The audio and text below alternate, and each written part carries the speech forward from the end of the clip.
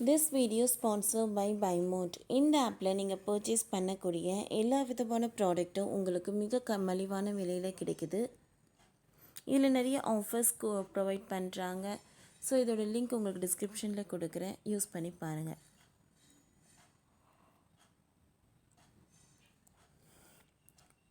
முந்திக்கொண்ட சீனா, ஓங்கி அடித்த BYD. Germany Japan கார்களின் சகாப்தம் முடிவுக்கு வருகிறது.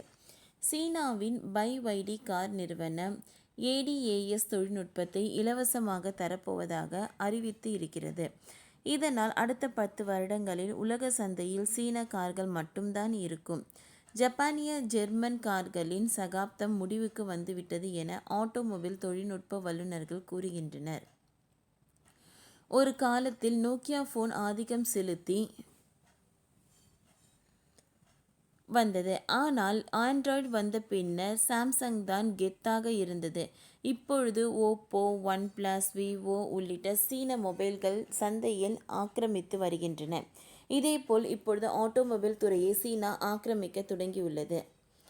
கார் ஓட்டுவதை மேலும் எளிதாக்கும் வகையில் உருவாக்கப்பட்டு மேம்பாட்டு தொழில்நுட்பத்தை தான் advance driver assistant system ADAS என்று கூறுவார்கள். இதன் மூலம் விபத்துகளை தவிர்க்கலாம், பார்க்கிங்கை எளிதாக்கவும் முடியும்.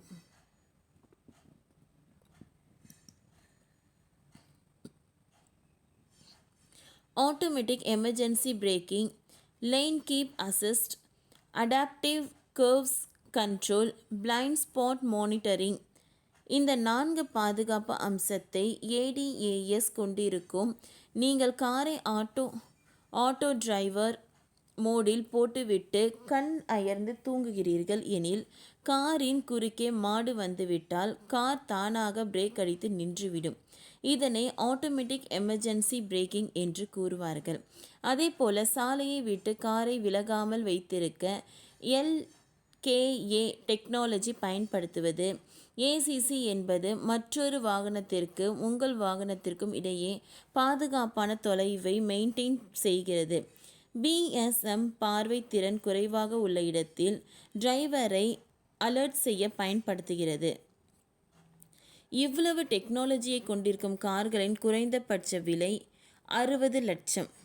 ஏலோன் மாஸ்க் டெல்டா கார்ஸ் தான் கொஞ்சம் நாடுகளுக்கு முன்னர் வரை ADAS டெக்னாலஜிக்கு பெயர் பெற்றதாக இருந்தது. ஆனால் இப்பொழுது சீன கார் நிறுவனமான BYD இந்த டெக்னாலஜி கொண்ட சிங்கிள் மாடல் கார்களை வெறும் 8.6 லட்சத்திற்கு விற்க முன் வந்திருக்கிறது. அதாவது சாதாரண கார்களில் ADAS டெக்னாலஜி இலவசமாக தருவதாக BYD அறிவித்திருக்கிறது. எனவே மார்க்கெட்டில் மற்ற கார்களின் விற்பனை கடுமையாக சரியும் என்று சொல்லப்படுகிறது. குறிப்பாக ஜெர்மனி ஜப்பான் தயாரிக்கும் கார்களின் ஆதிக்கம் முடிவுக்கு வரும் என்று ஆட்டோமொபைல் துறை நிபுணர்கள் கணித்திருக்கின்றனர். இது ஒரு வகையில் நடுத்தர குடும்பங்களுக்கு நல்ல விஷயம்தான். பணக்காரர்கள் மட்டும் ஆட்டோ டிரைவிங் கார்களை வாங்கும் சூழல் இனி மாறி நடுத்தர குடும்பங்களும் இனி இந்த வகை காரை வாங்க முடியும். ஓகே ஃப்ரெண்ட்ஸ், இந்த வீடியோ உங்களுக்கு யூஸ்ஃபுல்லாக இருந்ததுன்னா லைக் பண்ணுங்கள், ஷேர் பண்ணுங்கள், சப்ஸ்கிரைப் பண்ணுங்கள். தேங்க்யூ.